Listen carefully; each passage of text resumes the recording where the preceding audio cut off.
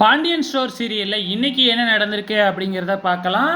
So இப்போ மீனா வந்து பார்த்தீங்கன்னா மீட்டிங்க்கு போகாமல் லீவ் போட்டு துணி எடுக்க போயிருந்தாங்க இல்லையா?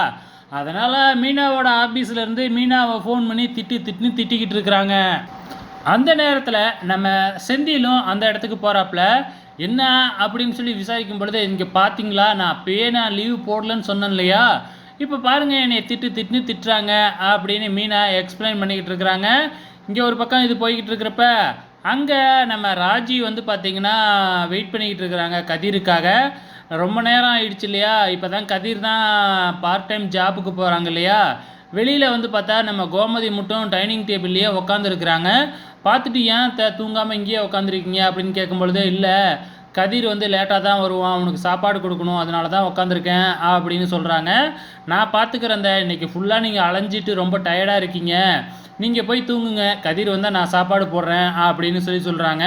அவன் ஆம்லேட் இல்லாமல் சாப்பிட மாட்டான், அவனுக்கு ஒரு ஆம்லேட்டும் ஊற்றி கொடுத்துரு அப்படின்னு சொல்லிட்டு போயிடுறாங்க. ஸோ அதுக்கப்புறம் நம்ம ராஜியும் கதிருக்காக வெயிட் பண்ணிக்கிட்டு இருக்கிறாங்க. ஸோ கதிரும் வந்து பார்த்திங்கன்னா லேட்டாக வராப்புல. லேட்டாக வந்ததுக்கப்புறம் வந்து பார்த்திங்கன்னா, என்ன இங்கே உட்காந்துருக்க, நீ இன்னுமா சாப்பிடல அப்படின்னு சொல்லி கேட்குறாப்புல.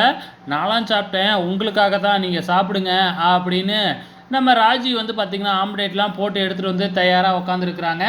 இல்லை எனக்கு சாப்பாடு வேணாம் அப்படின்னு கதிர் சொல்லி பார்க்குறாப்புல. நீங்கள் இப்போ சாப்பிடல அப்படின்னா காலையில் அத்தை என்னையை தான் கேள்வி கேட்பாங்க, பையன் சாப்பிட்லேன்னு அப்புறம் அவங்களும் சாப்பிடாம வருத்தப்பட்டுக்கிட்டு இருப்பாங்க அப்படி இப்படின்னு சொன்னதுனால நம்ம கதிர் வந்து உட்காந்து சாப்பிட ஆரம்பிச்சிட்றாப்புல.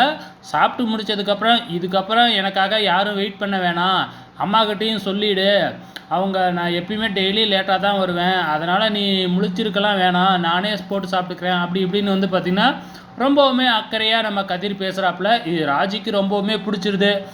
இங்கே மொட்டை மாடியில் நம்ம சரவணனும் நம்ம பழனியை மட்டும் படுத்துருக்குறாங்க. அப்போ சரவணன் கனவுல வந்து பார்த்திங்கன்னா நம்ம தங்கமயில் வந்துட்டாங்க.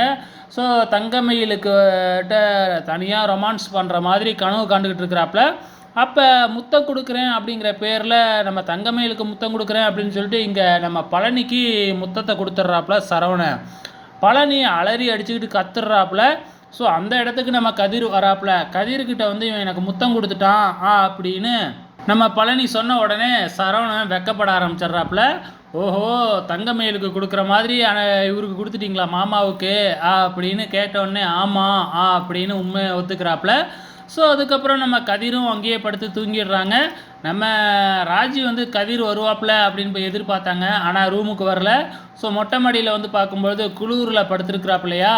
ஸோ அதனால் தலகாணி போர்வை இது ரெண்டையும் வந்து பார்த்திங்கன்னா நம்ம கதிருக்கு வந்து கொடுத்துட்டு, அதாவது தூங்கிட்டு இருக்கும்போது தலைவாணியை கதிர் தலைக்கிட்ட வச்சுக்கிட்டு போர்வையை போற்றி விட்டு போயிடுறாங்க.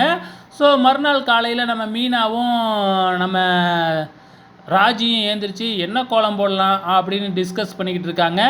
ஸோ மயில் கோலம் போடுவோமா, மாமாவுக்கு பிடிச்ச தங்க மயில் கோலம் அப்படின்னு கிண்டல் பண்ணிக்கிட்டு இருக்கிறாங்க. அங்கே நம்ம கோமதி வந்து என்னடி டிஸ்கஸ் பண்ணிக்கிட்டு இருக்கீங்க காலையிலேயே அப்படின்னு விசாரிக்கிறாங்க. ஸோ இன்றைக்கி இதுதாங்க நடந்திருக்கு. வெயிட் பண்ணி பார்க்கலாம் அடுத்த வாரம் என்ன நடக்க போகுதுன்னு.